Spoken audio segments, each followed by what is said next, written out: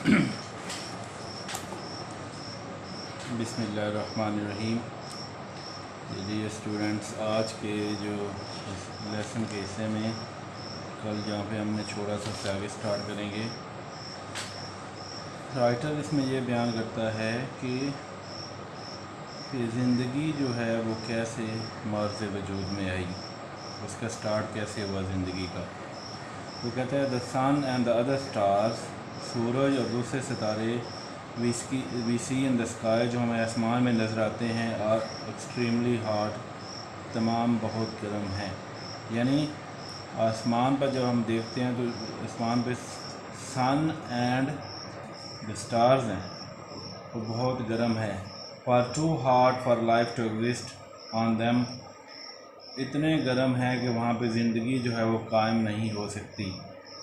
सो also no doubt, plus बेशक were the pieces of the sun when they were first thrown off, वो सूरज के टुकड़े भी थे जब वो पहली दफ़ा जो है वो फेंके गए थे। यानी वो टुकड़े जो पहाड़ फटा था, पहाड़ ने छोटे छोटे टुकड़े जो है वो सूरज की सतह पे फेंके थे, वो टुकड़े भी सूरज और सितारों की तरह गर्म थे शुरू में। Gradually Aahista Aahista they became cooler, वो ठंडे होते गए। अनटिल नाउ, अब they have very little heat of their own left, उनकी अपनी जो गर्मी है बहुत कम बची है। यानी पहले वो गर्म थे, बहुत गर्म थे, और आहिस्ता आहिस्ता वो ठंडे हो गए और अब उनकी गर्मी बहुत कम बची, उनकी तपश जो है बहुत कम है। और फिर their warmth coming almost entirely from the radiation, उनके पास जो गर्मी है वो मुकम्मल तौर पे कहाँ से आती है? From the radiation which the sun pours down on them, जो सूरज उन पे फेंकता है। In course of time one of this cooling pieces gave birth to life, वक्त के साथ साथ इन जो ठंडे टुकड़ों ने ज़िंदगी को जन्म दिया। We do not know how and why happened, हम नहीं जानते ये कैसे हुआ। इसके बाद राइटर अगले पैरे में वो ये बताता है कि जो ज़मीन है उस पे जो इंसानी ज़िंदगी है वो कैसे कायम हुई। फिर इंसान पैदा हुआ, इंसान के पैदा होने के बाद उसके अंदर जो ख्वाहिशात थी, उसकी सेंस ऑफ ब्यूटी थी, ये तमाम उसके अंदर पाई जाती थी। इससे अगले पैरे में आते हैं, although we cannot speak with any certainty it seems most likely, writer कहता है कि हमें जो कोई यकीन नहीं है कि ये कैसे कायम हुई, ये ज़िंदगी ज़मीन पे कैसे बनी, कैसे कायम हुई, मार्ज़ वजूद में आई। लेकिन वो कहते हैं likely that the human race came into existence, कि इंसानी जो नस्ल है वो भी शायद इस तरह वो कायम हुई होगी। Standing on a little grain of sand we try to, आगे कुछ लाइनों में वो ये बयान करेगा कि हम जब ज़मीन पे खड़े होते हैं तो हमारे अंदर खौफ पैदा होता है। वो खौफ की जो कौन कौन से खौफ हैं, वो स्ट्रेचेस ऑफ टाइम है, वक्त का फैला हुआ है, फिर लॉन्ग डिस्टेंस हैं, उनका खौफ हमारे अंदर पैदा होता है। फिर हम अपने आप को ज़मीन को बहुत छोटा समझते हैं, एक खलाक 1 लाख 10 लाखवां हिस्सा है, तो हमारे अंदर वही खौफ पैदा होता है। उसके बाद वो कहता है जी सबसे बड़ा खौफ ये है कि जिस तरह की ज़िंदगी ज़मीन पे पाई जाती है उस तरह की ज़िंदगी और कहीं नहीं है, तो हम एक तन्हाई जो है वो भी महसूस करते हैं।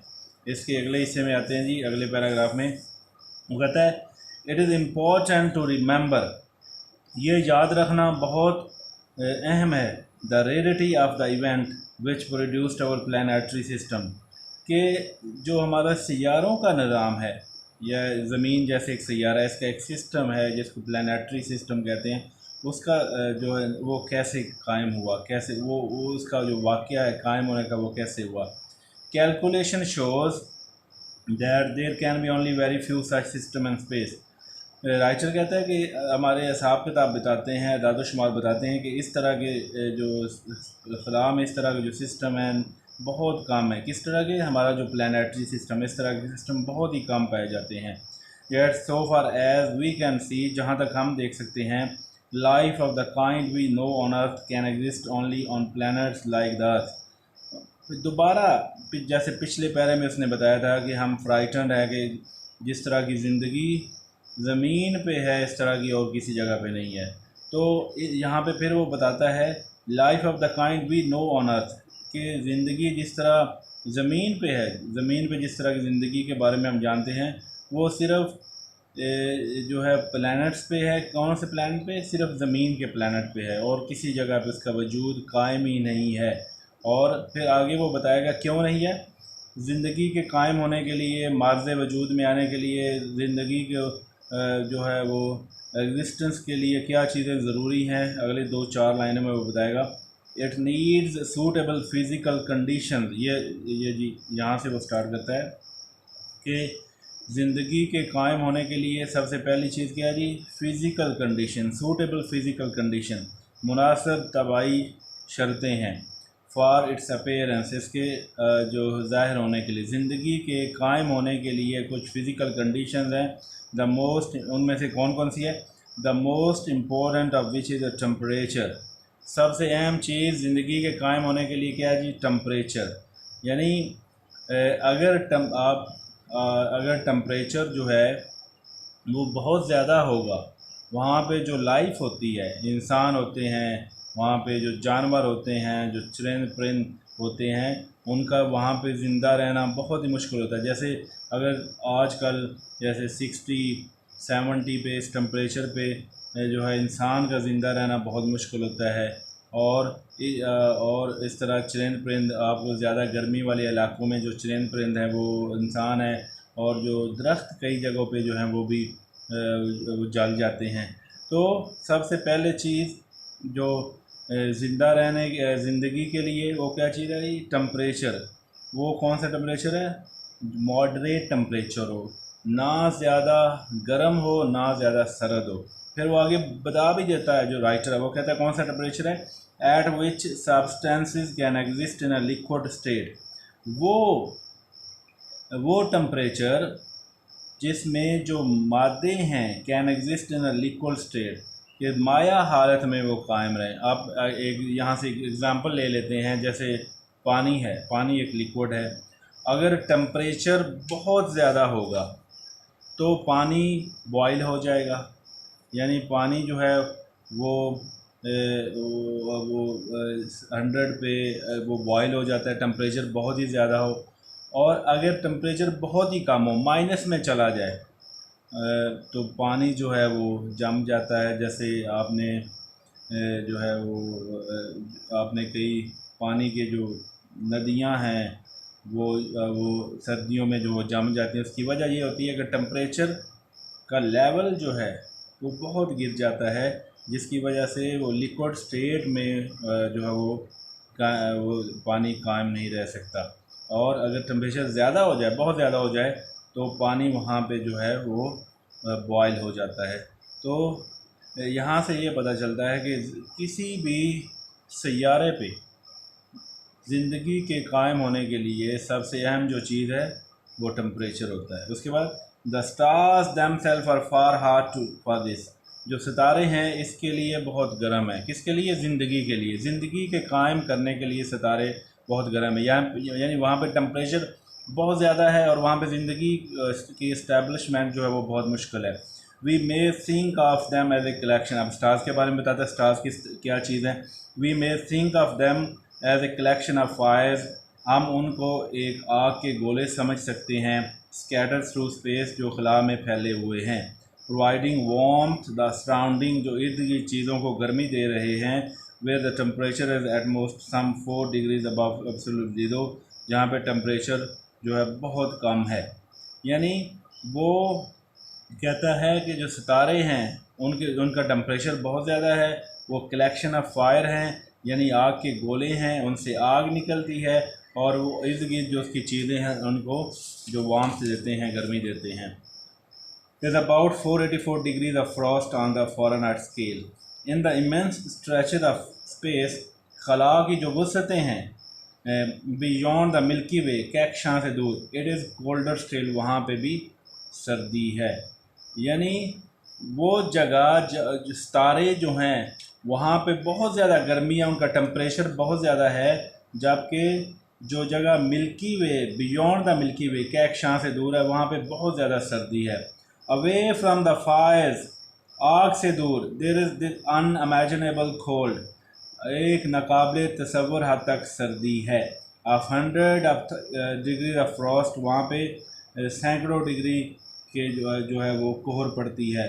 क्लोज अप टू दैम, उनके करीब, there is temperature of thousand of degrees, हज़ारों डिग्रीज का दर्जा हरारत at which all solid melt, जहाँ पे तमाम ठोस चीज़ें जो है वो पिघल जाती हैं। और लिक्विड बॉयल, वहाँ पे तमाम जो माया चीज़ें हैं वो उबल जाती हैं। यानी इतनी ज़्यादा जो है वो गर्मी है कि जो ठोस चीज़ें होती हैं वो वहाँ पे पिघल जाती हैं, और जो माया जैसे पानी है, दूध है, ये वहाँ पे उबल जाते हैं। तो राइटर यहाँ पे असल में बताना क्या चाहता है, वो ये बताना चाहता है कि एक, जैसे हम इसकी एग्ज़ाम्पल ले लेते हैं, कहते हैं ये फ़र्ज़ करें सूरज है, इसके करीब करीब जो एरियाज़ हैं वहाँ पे टम्परेचर अनइमेजिनेबल है, वेरी हाई टम्परेचर। यानी ऐसा टम्परेचर है कि वहाँ पे ज़िंदगी जो है वो कायम ही नहीं हो सकती, इम्पॉसिबिलिटी है। और वहाँ पे जो सॉलिड चीज़ें हैं वो पिघल जाती हैं, और जो माया चीज़ें हैं वो बॉयल हो जाती, उबल जाती हैं। और इससे दूर जो है, इससे दूर वो इतनी ज़्यादा फ्रॉस्ट पड़ती है, कोहर पड़ती है, इतनी ज़्यादा सर्दी होती है कि वहाँ पे ज़िंदगी जो है वो फ्रोज़न है, ज़िंदगी वहाँ पे जम जाती है। तो फिर आगे वो आपको बताना चाहेगा कि इससे ये एक सवाल पैदा होता है, फिर ज़िंदगी कहाँ पे कायम हो सकती है। उसके बारे में आखिरी पैराग्राफ में आपको बताएगा, life can exist only in a narrow belt. Narrow belt का जिक्र करता है, ये बहुत ही इम्पोर्टेंट क्वेश्चन भी है। नैरो बेल्ट, इसको टेम्परेचर बेल्ट्स भी कहते हैं। तो वो राइटर कहता है कि ज़िंदगी कहाँ पे है, नैरो बेल्ट्स में। नैरो बेल्ट्स के आगे उनके बारे में बताता है कि लाइफ सिर्फ एग्जिस्ट करती है नैरो बेल्ट्स में। तंग सी पट्टियाँ हैं, surrounded each of these fires, जो कि आग से जो है, हर बेल्ट जो आग से वो सराउंडेड है। At certain distances where the temperature is neither too hot not too cold. वो जो नैरो बेल्ट्स हैं वहाँ पे टेम्परेचर ना ज़्यादा गर्म है ना ज़्यादा सर्द है। तो ये वो है कि ना ज़्यादा टेम्परेचर बहुत ज़्यादा हो ना बहुत ही कम हो। अगर ज़्यादा है ज़िंदगी वहाँ पे जल जाती है, और अगर कम है ज़िंदगी वहाँ पे जम जाती है। जो नैरो बेल्ट्स हैं वहाँ पे ना टेम्परेचर ज़्यादा गर्म है ना ज़्यादा जो है ठंडा है। आउटसाइड दीज बेल्ट्स, इन पट्टियों से बाहर, लाइफ वुड बी फ्रोज़न, ज़िंदगी जम जाए। Inside it would be burnt up, इसके अंदर ज़िंदगी जो है वो जल जाए। यानी आप इसकी एग्ज़ाम्पल ये ले सकते हैं कि ये इसका नैरो बेल्ट है, एक पट्टी है, इसका ये मरकज़ है, इसके करीब करीब जो ज़िंदगी है वो जम जाती है, वो जल जाती है, और इसके दूर जम जाती है। तो वहाँ पे जो एक डिस्टेंस पे वहाँ पे टेम्परेचर ना ज़्यादा गर्म है ना ज़्यादा सर्द है, जिसकी वजह से वहाँ पे ज़िंदगी कायम होना मुमकिन है। रफ़ कैलकुलेशन शोज़, एक आम सा अदाद शुमार बताते हैं, that all such temperature belts, इसके तमाम तरह के जो पट्टियाँ हैं, जो दर्जा हरारत की पट्टियाँ हैं, with in which life is possible, जिनके अंदर ज़िंदगी जो है मुमकिन है, ऑल एडेड टुगेदर, अगर इन तमाम को इकट्ठा किया जाए, make up less than 1000 million part of whole of the space, वो जो है लाख में इससे से भी कम बनती हैं स्पेस के। एंड इनसाइड दैम, और उनके अंदर, life must be very rare, ज़िंदगी बहुत कम है, नायाब है। और it is extremely unusual for suns to throw off planets, कि ये बहुत कम बात होती है, गैर मामूली बात है कि सूरज जो है वो सियारे फेंके, as our sun has done, जैसे हमारे सूरज ने किया था। यानी सूरज ने वो जो टुकड़े फेंके थे वो पहाड़ के, वो छोटे छोटे टुकड़े जिससे आगे सियारे बने थे, कुछ सियारे छोटे थे तो बड़े थे। इस तरह का जो वाक़या होता है बहुत ही अनयूजुअल होता है, बहुत ही गैर मामूली होता है। तो ऐसा हमारे सूरज में इस तरह जो है वाक़े जो है वो आपको बहुत रेयर मिलते हैं। प्रॉबेबली, शायद, only one such star in 100,000 has a planet going round it at a high distance for life possible। शायद 1 लाख सितारों में से सिर्फ एक सितारा सही फासले पे गर्दिश करता है जहाँ पे ज़िंदगी जो है वो कायम होती है। तो ये हमारी जो टेक्स्ट है वो ख़त्म हो गई। इसके बाद हम इस लेसन में जो सिनोनिम्स यूज़ हुए हैं उनको स्टडी करने की कोशिश करेंगे, और उसके बाद जो है वो क्वेश्चन जो एक्सरसाइज है वो हम इसको स्टडी करेंगे जी। सबसे पहले सिनोनिम है पैक।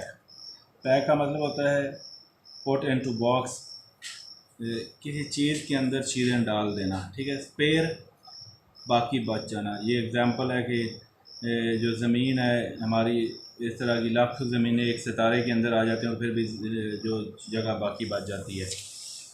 एवरेज, औसतन। Number got by the addition of the separate number of division of this number. Rare, बहुत ही कम जो चीज़ होती है, बहुत गैर मामूली चीज़ होती है। रेडिएशन, शुआएँ। ऑर्गेनिज़म, ज़िंदा जिस्म, ज़िंदा वजूद। रिप्रोड्यूस, दोबारा बनाना, यानी पैदा करना। और वो ये इस लेसन में ये जब एक जिस्म मरता था तो मरने से पहले एक और जिस्म पैदा कर देता था, उसको रिप्रोडक्शन कहते हैं, रिप्रोड्यूस। कम्प्लेक्स, मुश्किल, ये पेचीदा। प्लानेटरी, सैयारों का। स्पेस, खला। कैलकुलेशन, अंदाज़ा। मिल्की वे, कैक्शा।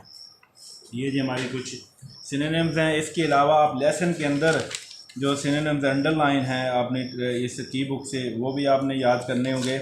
और इसके बाद हम जो है आपके आंसर दीज क्वेश्चन इनकी तरफ आते हैं, जो शॉर्ट क्वेश्चन आपके पेपर में आएंगे। तो पहला क्वेश्चन है, how is that a star seldom finds another star near it. एक सितारा दूसरे के करीब क्यों नहीं आता? वो इसलिए नहीं आता कि ये बहुत ज़्यादा सितारे जो हैं वो स्पेस में हैं, चक्कर लगाते हैं, वो अकेले सफ़र करते हैं, उनका आपस में फ़ासला इतना ज़्यादा है कि वो एक दूसरे के करीब नहीं आ सकते। फिर दूसरा, तीसरा और चौथा क्वेश्चन एक ही है कि जो सियारे हैं वो कैसे कायम हुए थे, और वो इसके बारे में हमने एक पूरा पैराग्राफ पढ़ा जिसमें जो एक सितारा सूरज के करीब आ गया, उसके बाद उसने अपनी लहरें फेंकी और उसके बाद वो पहाड़ बन गया, पहाड़ ऊपर से ऊपर उठता गया, पहाड़ टूट गया और उसने छोटे छोटे टुकड़े फेंके, जिसकी जो छोटे टुकड़े हैं छोटे और कुछ बड़े टुकड़े वो सियारे बने, और जिस तरह उनमें से ज़मीन भी हमारी एक है। अगला क्वेश्चन है जी, why is there no life on stars. स्टारों पे ज़िंदगी क्यों नहीं है? Stars are the big burning boiler. स्टारों पे ज़िंदगी इसलिए नहीं है क्योंकि वो आग के गोले हैं, वहाँ पे ज़िंदगी जो है पिघल जाती है। Therefore there is no life on the stars. इस तरह स्टारों पे ज़िंदगी नहीं है। अगला क्वेश्चन है जी, write a note on the beginning of life on earth. ज़मीन पे ज़िंदगी कैसे शुरू हुई? Sir James Jean says that life began in the form of living organism. James Jean जो राइटर है इस लेसन का, वो कहता है जी कि इस ज़मीन पे ज़िंदगी एक ज़िंदा जिस्म से शुरू हुई, then it changed into human. वो ज़िंदा जिस्म मरने से पहले एक और जिस्म पैदा करता था, और फिर वो इंसानी जो जिस्म है उसमें, यानी इंसान उससे पैदा हुआ। In this way life began on earth. इस तरह ज़मीन पे ज़िंदगी जो है वो कायम हुई। इसके बाद हमारी जो ज़मीन है, हम ज़मीन पे जब खड़े होते हैं तो हम फ्राइटनिंग फील करते हैं। उसकी क्या वजूहत हैं? The universe is full of burning star. जो कायनात है सितारों से, वो जलते हुए सितारों से भरी है। The space is very cold. खला बहुत ठंडी है। Life can not exist anywhere. ज़िंदगी ज़मीन के अलावा और कहीं हमें नज़र नहीं आती। All these things make the universe frightening. ये तमाम चीज़ें कायनात को खौफज़दा बनाती हैं। इसके बाद हम कुछ एडिशनल क्वेश्चन भी करेंगे। उनमें सबसे पहला जो क्वेश्चन है ये टेम्परेचर बेल्ट्स का होगा। क्वेश्चन नंबर 15 है आपकी की बुक पे। What are temperature belt? Temperature belts क्या हैं? ये क्वेश्चन आपको 3 तरीक़ों से आ सकता है। टेम्परेचर बेल्ट्स क्या हैं? What are narrow belts? Narrow belts क्या होते हैं? या what are zero belts? Zero belts क्या? ये 3 तरीक़ों से आ सकते, जो भी आए आपने इसी का ये आंसर लिखना है। तो टेम्परेचर बेल्ट्स क्या होता है जी? These are the temperature zones at certain distance from star.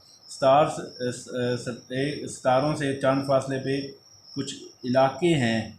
The space near the hotter than the belts. उसके करीब करीब जो जगह है वो गर्म है, और उससे दूर बहुत जो जगह है वो वहाँ पे जो चीज़ें हैं वो जम जाती हैं। उनको टेम्परेचर बेल्ट्स, ज़ीरो बेल्ट्स या नैरो बेल्ट्स कहते हैं। एक शॉर्ट क्वेश्चन आप ये करना है। उसके बाद आपने करना है जी प्लानिटरी सिस्टम क्या होता है, निज़ाम है जो हमारा सैयारों का निज़ाम है वो क्या है।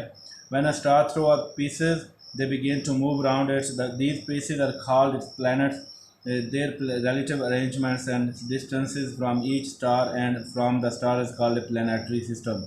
यानी सितारों का जो निज़ाम है, इनकी जो तरतीब है, एक दूसरे से आपस में मिलना जुलना है, वो इस सिस्टम को प्लानिटरी सिस्टम कहा जाता है। तो इसके अलावा हम करेंगे जी स्टार, पहला क्वेश्चन करेंगे स्टारों जो साइज है, how big are the star, इनका साइज़ कितना है। और चांद सितारे जैसे हमने पहले पैराग्राफ में पढ़ा था कि जो कि ज़मीन से बड़े हैं, लेकिन ज़्यादातर ऐसे हैं जो ज़मीन इस तरह की हमारी जैसे ज़मीन इस तरह की लाखों ज़मीनें उसके अंदर पैक हो जाती हैं और फिर भी जगह बच जाती है। Some stars can contain millions and millions of earth in them, कि लाखों की तादाद में जो सितारे हैं, लाखों की तादाद में ज़मीनें एक सितारे के अंदर वो पैक कर लेते हैं। तो ये शॉर्ट क्वेश्चन 3 आप ये करेंगे और जो एक्सरसाइज में ये वो क्वेश्चन भी आप करेंगे और इसका फिर आप टेस्ट जो है वो ऑनलाइन देंगे और ये टेस्ट आप जमा करवाएंगे ऑनलाइन। शुक्रिया जी।